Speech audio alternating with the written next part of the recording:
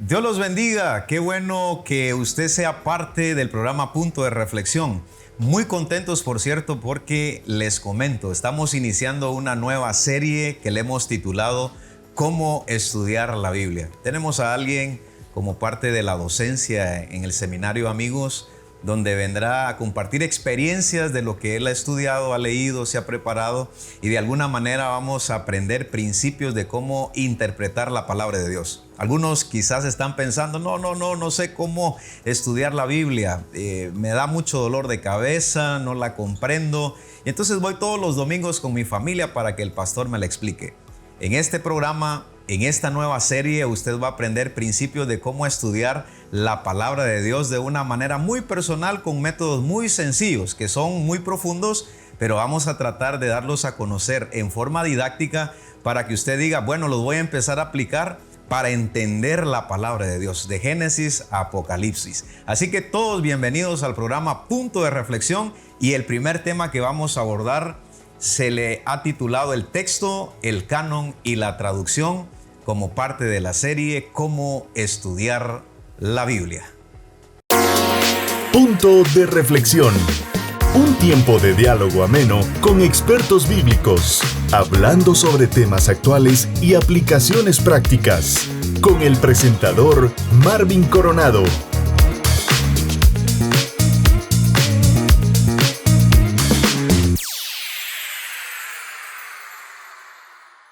Damos gracias a Dios porque estamos abordando esta serie Cómo estudiar la Biblia.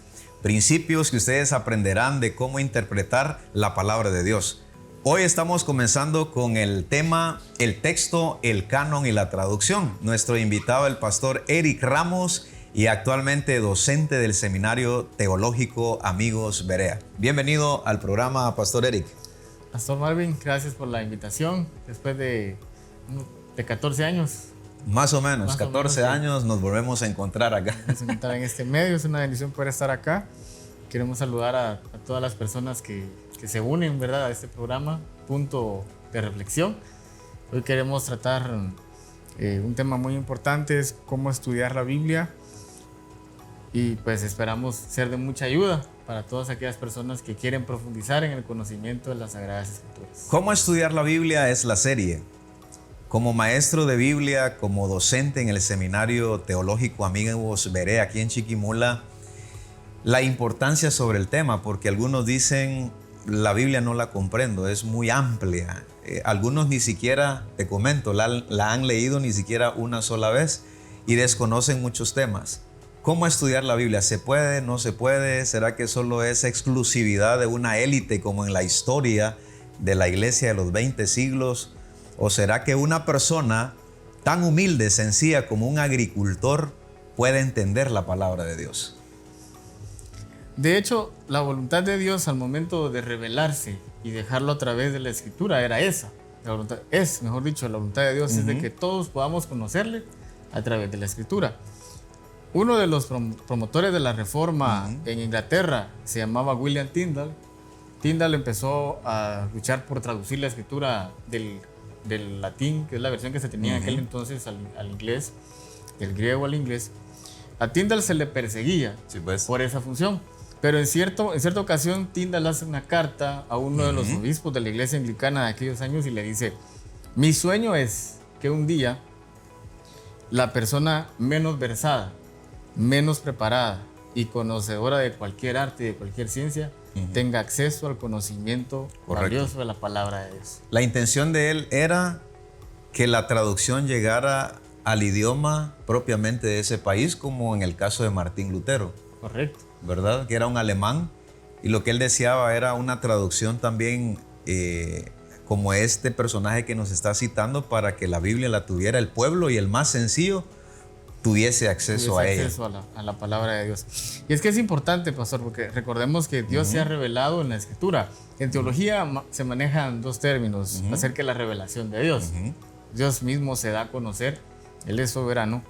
Y dicen los teólogos, hay una revelación especial y hay una revelación natural.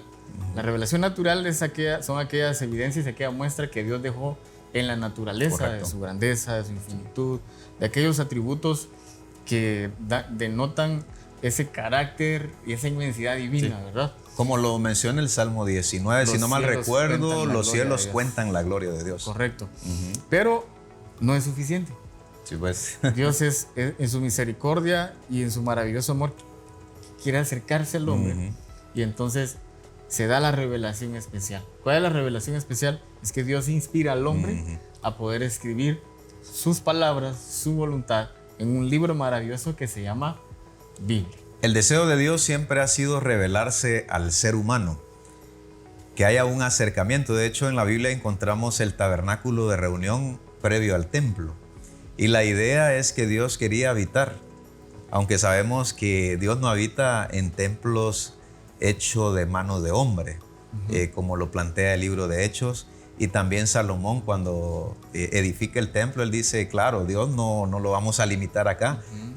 Pero tan interesante lo que mencionas con relación a la revelación de Dios, porque también en el tabernáculo de reunión, que era prácticamente una casa armable y que se podía desarmar también, y luego el templo con Salomón, notamos de que Dios de alguna manera quería revelarse, ¿verdad?, al pueblo de Israel propiamente, pues teniendo una casa temporal, por así decirlo, ¿verdad?, un edificio en donde Dios, a través del Shekinah, que es su presencia que se manifestaba, pues a través de un sistema levítico, una forma de cómo explicas también la revelación de Dios, que Dios siempre ha intentado acercarse al ser humano.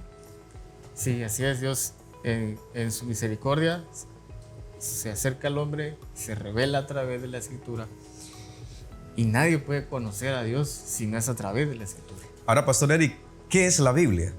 Porque tenemos un libro negro, tenemos un libro ahora corinto, una pasta corinta.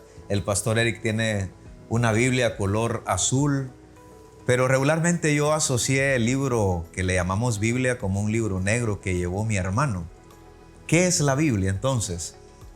Muy bien, podemos decir que la Biblia, podemos afirmar lo siguiente: la Biblia es la palabra de Dios, sencillamente. Palabra de Dios, Dios plasmando su pensamiento. Su pensamiento y su voluntad. Y su voluntad. En un libro. Bueno, si queremos usar una definición más técnica, podemos decir que la Biblia es una conexión de escritos que el cristianismo considera singularmente inspirados y autoritarios. Inspirados, ¿por qué?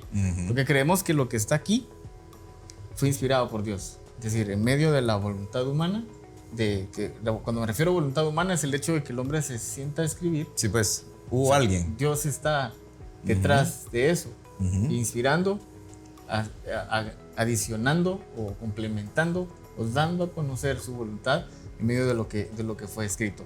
Por eso los consideramos inspirados, porque vino de parte de la voluntad de Dios.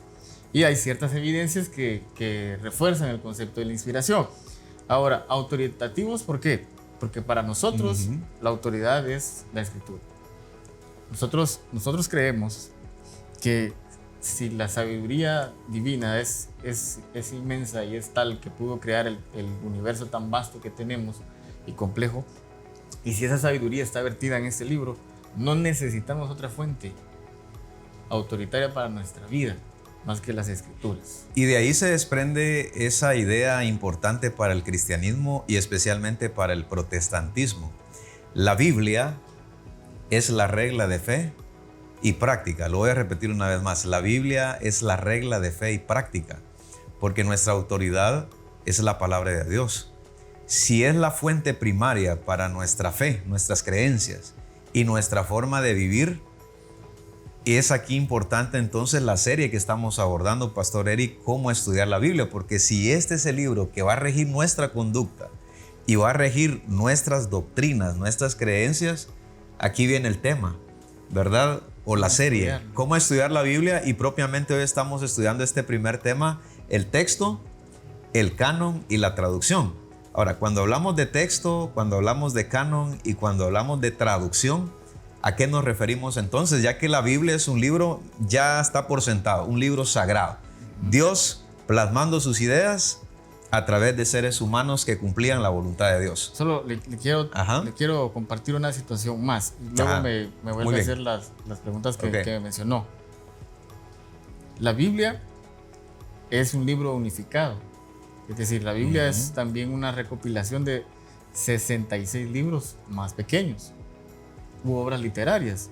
Estos trabajos producidos por hombres de diferentes periodos históricos, orígenes, contextos diferentes, culturas, afirman que el Espíritu Santo es la máxima autoridad y es la garantía detrás de eso.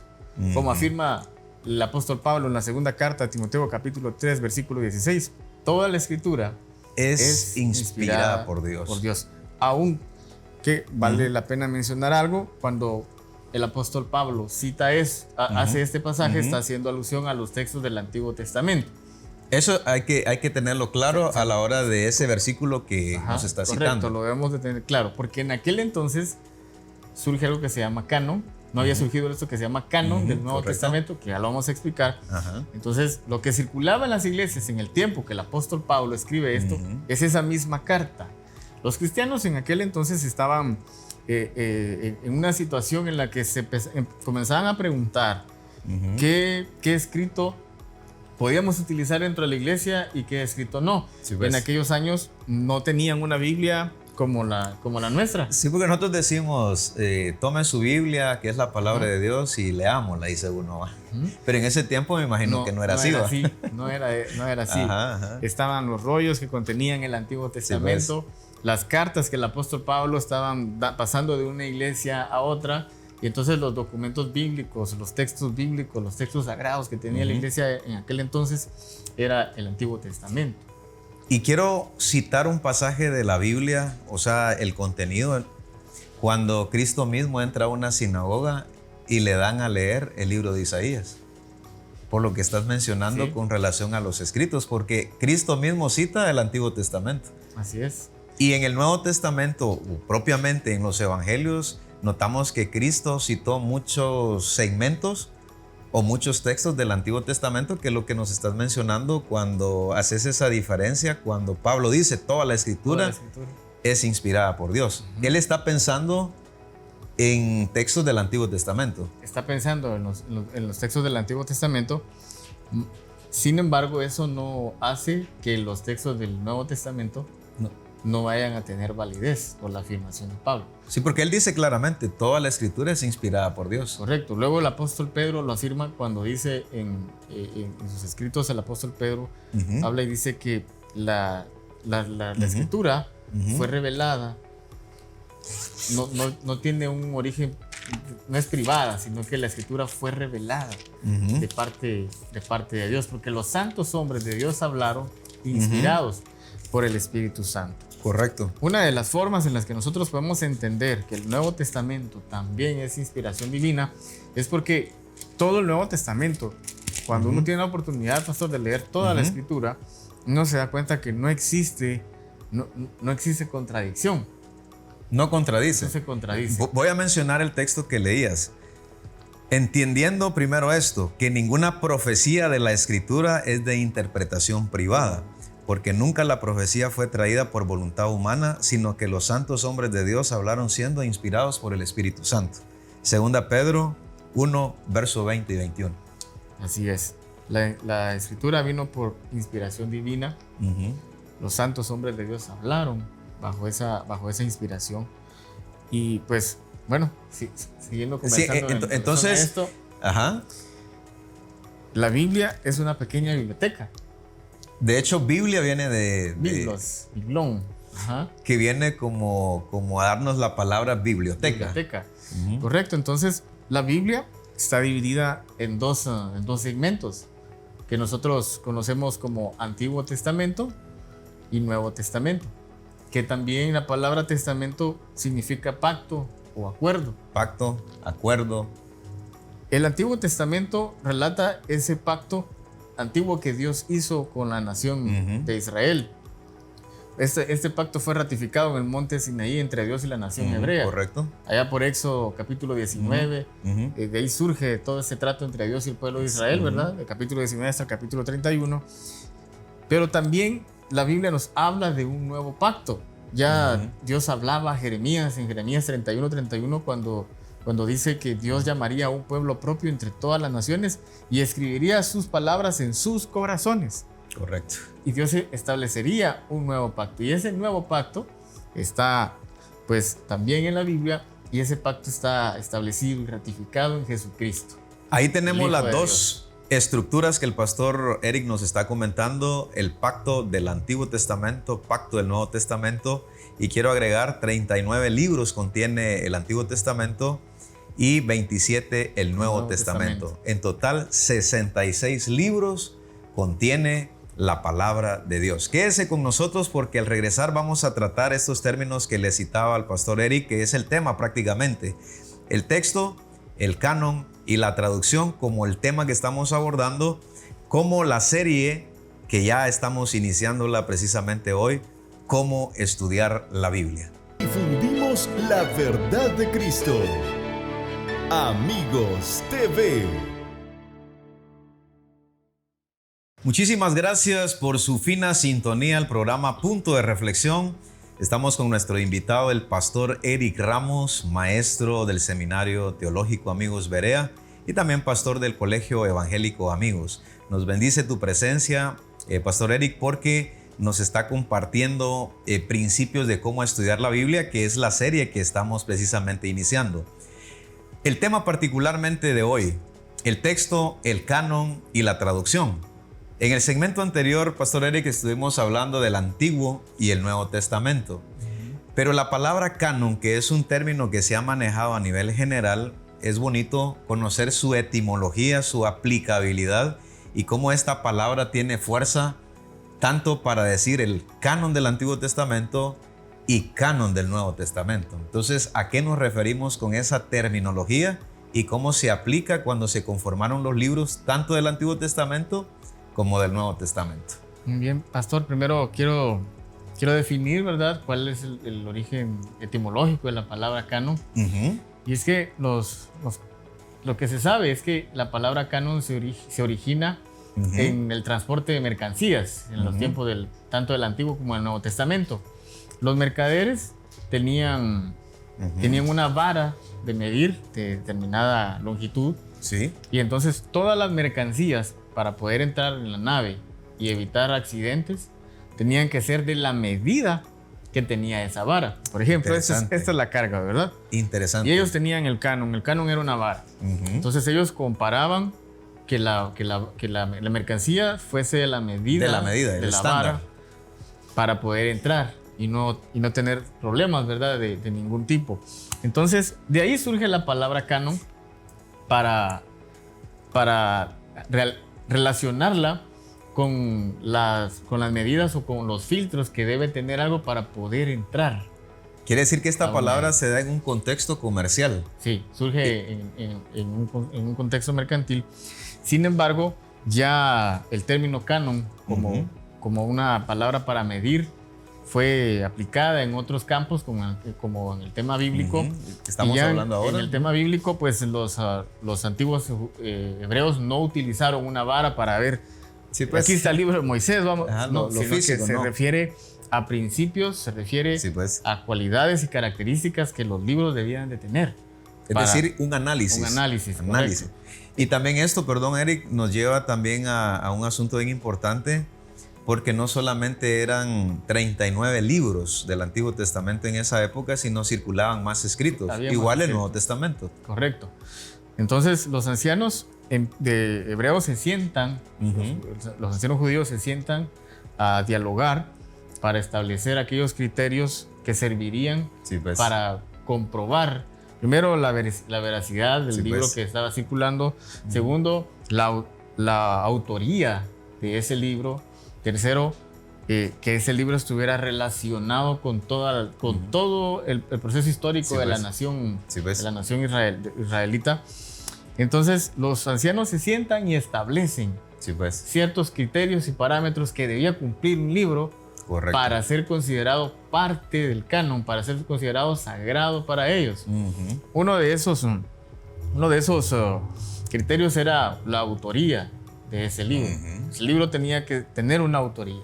Y ese autor obviamente tenía que ser un autor israelita.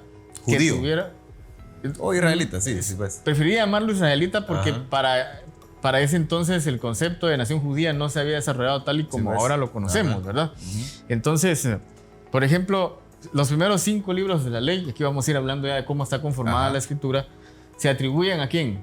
A Moisés. A Moisés. Un personaje insignia dentro de la historia judía. Legislador, emblemático. Esa era una de las características. El libro tenía que tener una autoría.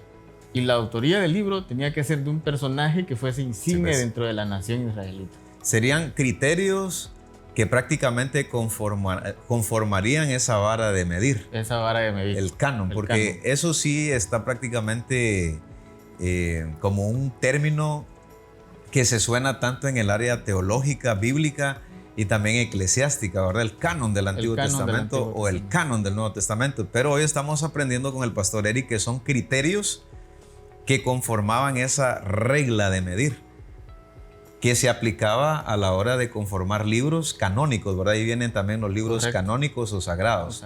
Pero qué interesante esos criterios, pastor Eric. Otra de las clasificaciones que nosotros tenemos del Antiguo Testamento es que nosotros clasificamos el Antiguo Testamento en libros históricos, ¿verdad? Nuestra Biblia tiene esta clasificación. Esos libros históricos también tienen esa cualidad, tienen un autor. Está el libro de Josué, está el libro de Jueces, está el libro de Ruth.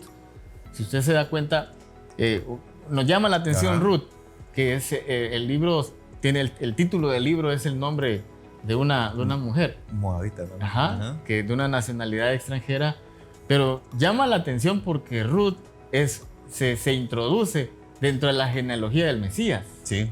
Entonces, claramente. La presencia de Ruth, el relato de Ruth es importante para el desarrollo de la historia de la fe y de la nación israelita. Sí, porque aparece en Mateo capítulo 1. Sí, como correcto. Parte de la genealogía de Jesucristo. Para la nación israelita tiene semejante relevancia por el hecho de la descendencia de ella, porque el relato bíblico cuenta que pues, ella es tomada por Booz. Booz es de Booz desciende el rey David, uno de los personajes más importantes de la nación hebrea. Dentro de esos libros históricos están el primer y segundo libro escrito por el profeta Samuel, un personaje también reconocido, de mucho reconocimiento. Luego están los libros primero y segundo de Reyes, y el primer libro y el segundo libro de Crónicas. Eso serían los libros históricos. Los libros históricos, dentro de nuestra clasificación bíblica, ¿verdad? Ahora, los antiguos hebreos clasificaron de distinta forma el canon del Antiguo Testamento. No lo tenían clasificado como nosotros lo tenemos. Dentro de nuestra clasificación también están los libros poéticos, solo así a manera breve decir que el primer y segundo libro de Reyes, el primer y segundo libro de Crónicas están relacionados con el libro de Esdras. ¿Por qué están relacionados? Ahora, se le atribuye, los críticos bíblicos y los historiadores bíblicos sugieren que Crónicas fue escrito por Esdras. Por Esdras. El escriba versado en la ley que usa el Señor en el momento que regresan de la diáspora en Babilonia, ¿verdad? Correcto. Entonces, Esdras hace el primer canon. El primer canon judío se da con él. A él se le atribuye. Esdras se sienta con los ancianos de Israel y empieza a hacer el primer canon, a establecer aquellos libros que podían ser considerados sagrados. Aplica los principios que ya nos explicaste al inicio. O sea, no es que se le ocurra a este libro si es parte de esta estructura o lo vamos a meter porque me gustó, sino que habían criterios que ya lo explicabas. Y es interesante este dato que nos estás dando, un dato histórico, porque Esdras entonces se convierte como la primera persona que empieza a medir.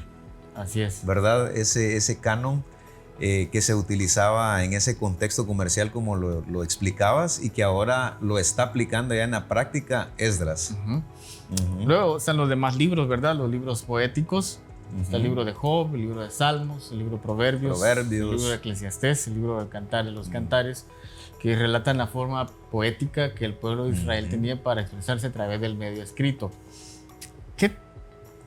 Estos libros, alguien puede preguntar, ¿qué valor tienen estos libros si no tienen relatos históricos ni tampoco relatos doctrinales, ceremoniales, ni rituales como los libros de Moisés? Bueno, en los libros poéticos podemos aprender de que el salmista, el proverbista, está escribiendo en Proverbios se escribe la sabiduría que viene de parte de Dios. Ujú. En el libro de Salmos se cuenta o se relatan cómo el salmista experimenta la obra de Dios en su vida y recurre a las figuras, recurre a los géneros Sí, pues. literarios, poéticos de ese tiempo para expresar de manera muy colorida Sí, pues. la obra de Dios En su vida. en su vida. Una de las características o una de las situaciones que el canon tenía establecido era el siguiente: tenía que estar Dios de por medio en todo el libro. O sea, el libro tenía que girar en torno a Dios. Ujú. El nombre de Dios tiene que ser parte de ese libro. Sí, pues. Ahora bien, para ir concluyendo, Ajá. tenemos el libro de Esther como uno de los libros Ajá. históricos, ¿verdad? También está el libro de Nehemías, pero el libro de Esther tiene una cualidad, dicen algunos, No que menciona a no Dios. se menciona a Dios. Y eso es bien interesante porque dijiste que un estándar Ujú, como la regla de medir, ¿verdad? ujú. Es que tenían que mencionar a Dios. Y algunos críticos me imagino que dicen, pero si Esther no menciona a No Dios. menciona a Dios. Se cree que hubo mucha discusión en eso, pero Sí, pues. para concluir, Ajá. Esther es aceptado porque aunque no está implícito el nombre de Dios, todo lo que acontece Gira alrededor gira de Dios. alrededor de Dios. Ok. No podemos sacar a Dios del libro de Esther, Dios está presente. Sí, porque ahí se habla de orar, de que ayunaron. ¿Y a quién más iban a orar? Así es. ¿Verdad? ¿A quién más iban a, digamos, a invocar o al menos a meterse en un tiempo de ayuno, ¿verdad? Entonces, pero creo que también finalmente viene la última parte, que son los profetas, ¿verdad? Antes de irnos al corte tenemos que mencionar esa parte como culminar el canon del Antiguo Testamento. Sí, pues están los libros proféticos, pastor, Ujú. y se entiende en una clasificación: profetas mayores, profetas Y menores. ¿Por qué se le llaman así? Se le llama mayores por la extensión de contenido que escribieron, no porque tengan mayor importancia Ujú, que los sí, pues. menores, no, sino por la cantidad que ellos escribieron. Correcto. Como el libro de Isaías, Sí, se pues. le conoce el libro de Isaías por la cantidad de escrito que tiene. El libro de Jeremías, Sí, pues. que es junto con el libro de Lamentaciones, es un solo paquete, vamos a decirlo así. El libro de Ezequiel y el libro del profeta Sí, pues. Daniel. Muy bien. Entonces, para ir retroalimentando, me ayudas también acá, Pastor Eric. Tenemos entonces el Pentateuco, El libro de la ley, los libros históricos, los libros poéticos, y finalmente tenemos los profetas los mayores. proféticos con profetas mayores y profetas menores. Los menores son desde Oseas hasta Malaquías. Muy bien. Y preguntarte entonces así, ¿hicieron un análisis, verdad, ancianos de Israel, para poder analizar todos los escritos y que finalmente todos los que hemos citado pues se incluyen como parte del canon del Antiguo Testamento? Entonces quédese con nosotros porque en el siguiente segmento vamos a seguir hablando de los criterios que se aplicaron como parte del canon para aceptar esos libros sagrados, y vamos a describir cómo los libros del Nuevo Testamento pues que tenemos en la Biblia llegaron a formar parte de lo que llamamos canon del Nuevo Testamento. Descubre, aprende, explora, sumérgete. Esto es Cápsulas de Reflexión. Cuán dulces son a mi paladar tus palabras, más que la miel a mi boca. De tus mandamientos he adquirido inteligencia, por tanto he aborrecido todo camino de mentir. Salmo 119, versículos 103 al 104. El salmista deja aquí plasmado lo importante, lo maravilloso que era para él las escrituras. Él dice, y le compara, hace una comparación muy interesante y dice: cuán dulces son a mi paladar tus palabras, más que la miel a mi boca. Y es que la escritura, ya luego de estudiar cómo se formó el canon, cómo se formó, cómo nos llegó el texto, pues a Dios gracias nosotros tenemos ahora un libro sagrado, una Biblia conformada en dos divisiones importantes: Antiguo Testamento y Nuevo Testamento, Antiguo Pacto y Nuevo Pacto. El Antiguo Testamento está conformado por la siguiente clasificación: tiene libros de la ley, en donde se encuentra Génesis, Éxodo, Levítico, Números y Deuteronomio. Están los libros históricos, que está Josué, Jueces, Ruth, primero y segundo de Samuel, primero y segundo de Reyes, primero y segundo de Crónicas, el libro de Esdras, Nehemías y Esther. Están los libros proféticos, los libros poéticos, que anteceden a los proféticos. Los libros poéticos son Job, Salmos, Proverbios, Eclesiastés y el Cantar de los Cantares. Y la clasificación del Antiguo Testamento concluye con los libros proféticos, dividido en dos: profetas mayores, profetas menores. Explicamos por qué era la clasificación. Los profetas mayores están Isaías, Jeremías, Lamentaciones, Ezequiel y Daniel. Y dentro de los profetas menores tenemos los profetas menores, que son 12, desde Oseas hasta Malaquías. Esos conforman el grupo de los profetas menores. Y el Nuevo Testamento queda conformado de la siguiente manera. Ya en la Biblia que nosotros tenemos, está dividido por evangelios y hechos. Está en las cartas paulinas y están las cartas generales y Apocalipsis. En los evangelios y hechos encontramos el evangelio de Mateo, de Marcos, Lucas, Juan y Hechos de los Apóstoles, como una continuación del trabajo biográfico de Jesucristo que hizo Lucas. Las cartas paulinas encontramos Romanos, Primera y Segunda de Corintios, Gálatas, Efesios, Filipenses, Colosenses, Primera y Segunda de Tesalonicenses, Primera y Segunda de Timoteo, la carta a Tito y la carta a Filemón. Luego encontramos las epístolas generales y el Apocalipsis. La clasificación es Hebreos, Santiago, Primera y Segunda de Pedro, Primera, Segunda y Tercera carta del apóstol Juan, la carta de Judas y por último el libro del Apocalipsis. De esa manera tenemos ordenado nuestro maravilloso libro, la Biblia.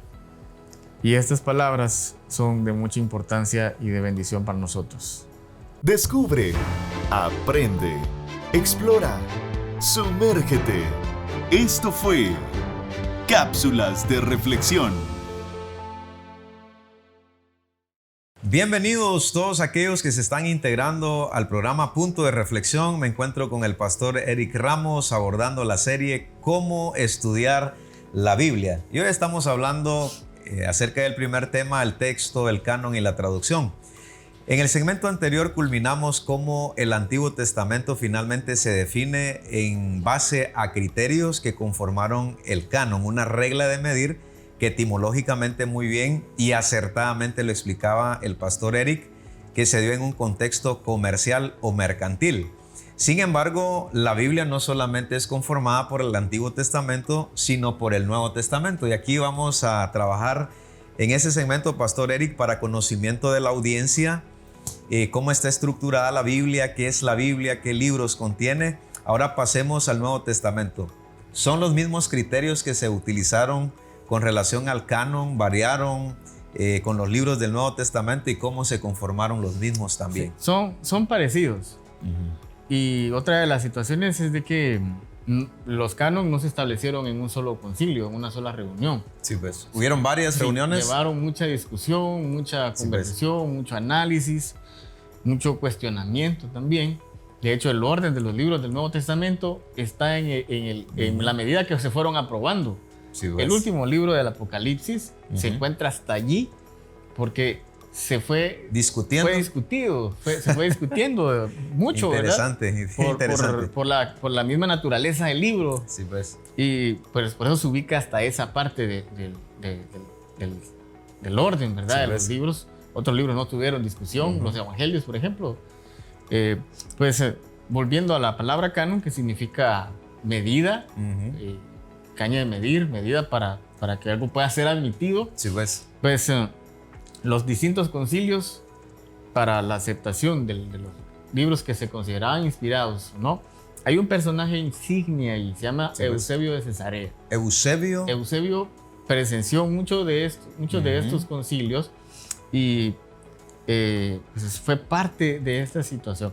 Ahora quiero mencionar así rápido, pastor, que la iglesia de aquellos años, aquellos siglos, de los primeros 3 siglos del cristianismo, no había existido una preocupación tan grande, fuerte por establecer un canon, hasta que aparecieron ciertas herejías, ciertas posiciones doctrinales que contradecían lo que la enseñanza oral apostólica se decía, ¿verdad? A diferencia de esto, Pastor Eric, perdón que te interrumpa, a diferencia del Antiguo Testamento, ¿qué es lo que llevó entonces a conformar el canon del Antiguo Testamento? Ya que nos estás introduciendo que lo que llevó al canon del Nuevo Testamento fue por razones de herejías. Sí. ¿Fue la misma razón del Antiguo Testamento? En el Antiguo Testamento la razón fue que el pueblo volvía de estar cautivo en Babilonia. Ok. Y Esdras quería hacer quería hacer renacer la identidad espiritual del pueblo de Israel. Conservar la identidad. Entonces, de la nación. De la identidad espiritual, ¿verdad? Sí, pues. Ellos se fueron a Babilonia, allá el texto fue traspuesto al arameo. Surgen algo que se llaman los targúmenes. Los targúmenes son la traducción del texto del Antiguo Testamento al arameo. Sí, pues. Entonces muchos israelitas perdieron, perdieron esa identidad y era necesario volver. Entonces eso fue el motivo. Sí, pues, muy interesante. Que incentivó el corazón de Esdras para hacer el canon del Antiguo. Ahora con el Nuevo Testamento la situación fue distinta. En aquellos años, pastor, los apóstoles escribían, las cartas se enviaban a las iglesias que eran los remitentes, a quien iba a remitir la carta. Sí, pues. El receptor, perdón, a quien iba destinada la carta, el destinatario, y ellos la leían y luego la compartían y las cartas estaban de iglesia en iglesia. Y las leían como una carta. Las leían normal. como una carta, sí. Entonces, de hecho, los filólogos sugieren que los evangelios y las cartas paulinas y las otras cartas, epístolas universales, fueron escritas primero en papiro, luego en pergamino, y así circulaban de iglesia en iglesia. Eso no lo perdamos de vista para algo que vamos a platicar después. ¿Correcto? El caso es que el arrianismo surgen muchas herejías, pero viene Arrio y empieza a tener ciertas ideas, pero hay otro pensador que tenía unas ideas distintas, meras raras antes de Arrio, que él tenía el concepto de que Jesucristo, eso fue mucho más antes de Arrio. Este pensador tenía una doctrina que se llamaba el docetismo. El docetismo era una especie de doctrina gnóstica que empezó a entrar a la iglesia. Y había muchas filosofías, sí, entiendo correcto. también, ¿verdad? Entonces, el docetismo enseñaba que Cristo solo era un neuma de Dios, que había un muchacho que fue buen portado, fue un excelente muchacho. Cuando cumplió 33 años, Cristo lo tomó. Se llamaba Jesús, Cristo lo tomó y surgió Jesucristo. Pero cuando fue la cruz, ese espíritu dejó a Cristo, dejó a Jesús y solo fue Jesús, fue crucificado. La esencia divina no, se fue. Sí, pues. Entonces, surgen ese tipo de ideas. Luego surge el arrianismo, diciendo Arrio que Cristo pues no era parte de la divinidad. Entonces eso hace. Marción se llamaba la persona que le estoy mencionando. Marción creía eso, creía que Cristo no era la persona teantrópica, 100% Dios y 100% hombre.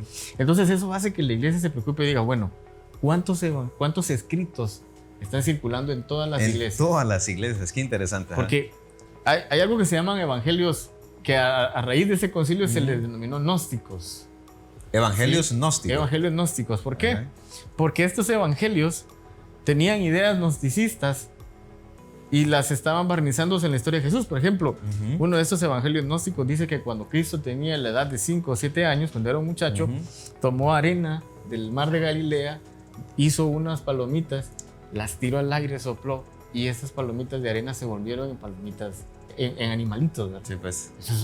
Eso no tiene ninguna validez, no llenó ninguno de los criterios que la iglesia estableció, porque circulaban muchos evangelios. Entonces fue importante para la iglesia decir, bueno, nos citamos a todos los obispos y empecemos a establecer aquellos criterios importantes. En pocas palabras, ya circulaban muchas cartas.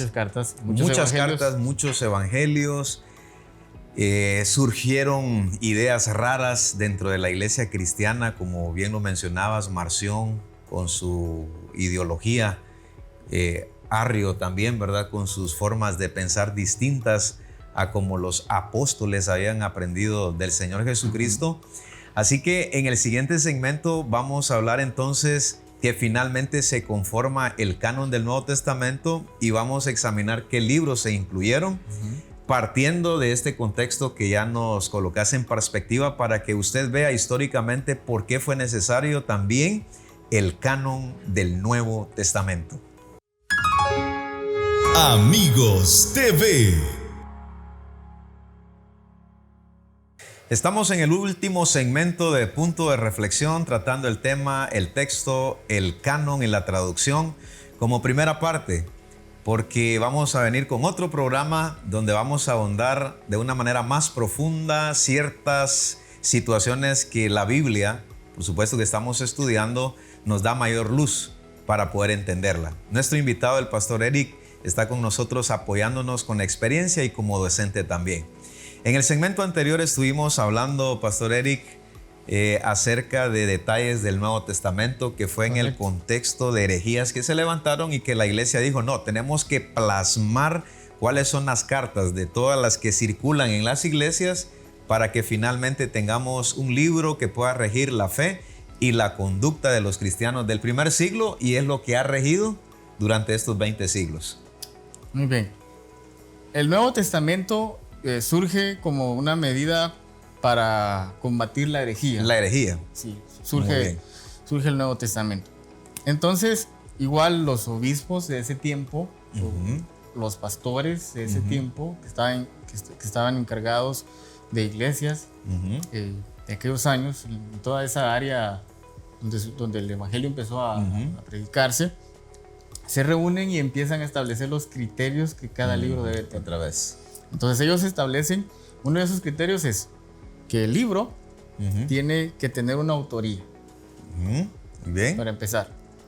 Número 1. Número 2, el libro debe ser escrito, debe tener algo que se le llamó sucesión apostólica. Sí, pues. Es decir, el libro tiene que venir vertido de alguien que fue un testigo ocular, presencial de Cristo. Número 1. Número 2, el libro tiene que estar en relación con todo el contexto cultural y eclesial de ese entonces. Sí, pues. Número 3, no tenía que tener una contradicción, ¿verdad?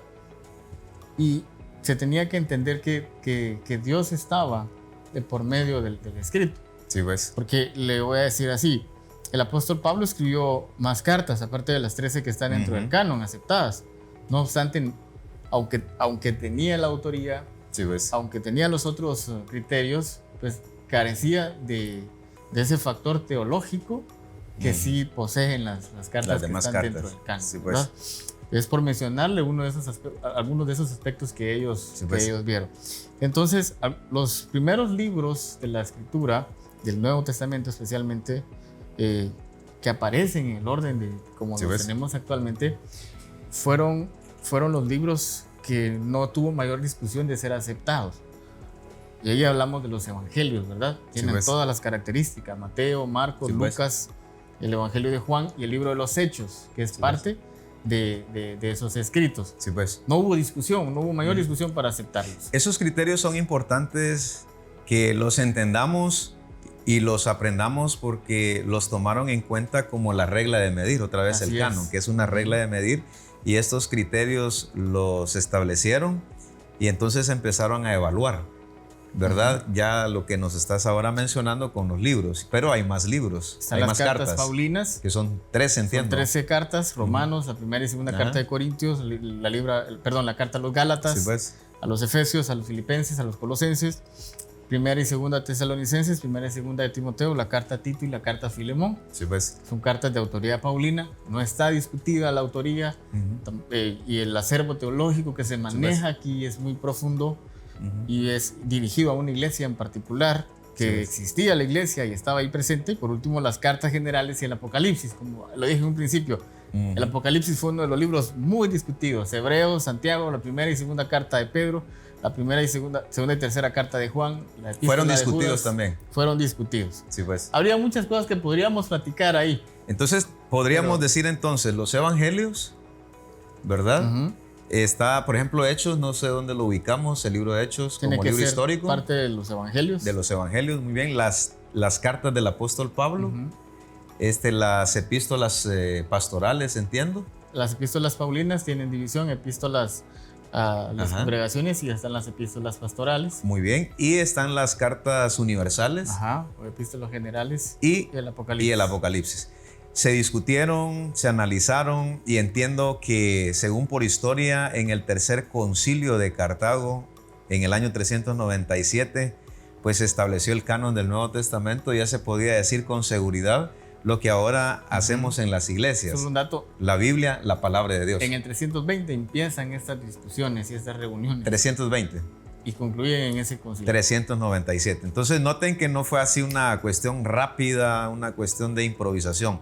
Hubo análisis y sobre todo la intervención de Dios para que se estableciera lo que tenemos ahora. Bendito sea el Señor, lo que conocemos como palabra de Dios. 66 libros. Pastor Eric, como le vamos a dar continuidad en un próximo programa, porque esto se pone bueno, porque en el siguiente programa vamos a profundizar aspectos muy importantes con relación a la Biblia y cómo estudiar la Biblia. Quiere decir que cuando se establecieron finalmente los libros que conformarían y que ahora conforman el Antiguo y Nuevo Testamento, tenemos ya un texto. Así es. Porque ese es el tema que estamos trabajando. Texto, canon y la traducción, que la vamos a trabajar en el siguiente programa. Entonces, tu punto de reflexión, entonces. El punto de reflexión es el siguiente. Dios se reveló, Dios se ha revelado en un antiguo pacto y en un nuevo pacto, y Él ha estado presente en todo ese proceso de escrituración de su santa palabra. Y es un regalo maravilloso para todos nosotros.